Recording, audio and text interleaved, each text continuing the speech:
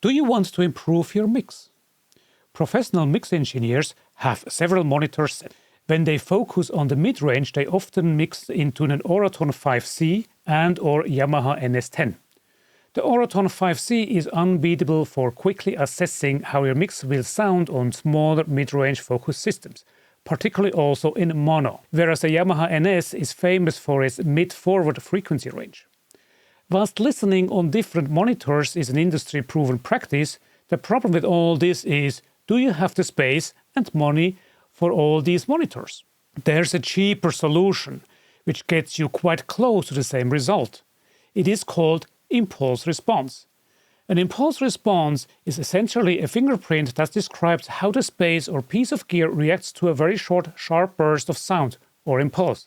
When you play this impulse through a speaker in a room and record that outcomes back, that resulting waveform, called impulse response, captures the unique tonal and spatial characteristics of that room or gear.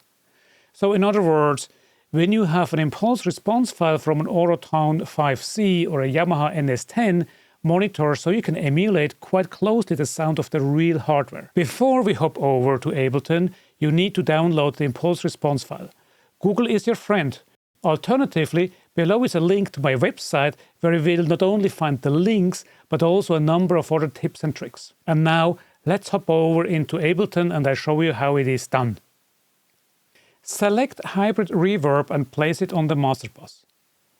Place the downloaded impulse response file into the reverb. Set the processing to convolution. Set pre-delay to 0. Disable the EQ. Set the dry-wet knob to 100%. And now you're ready to go. And here it is how it sounds.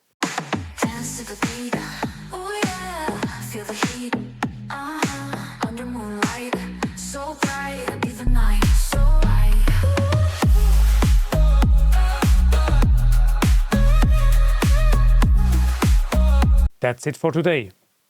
Make sure that you subscribe to this channel, ring that bell and become part of the family.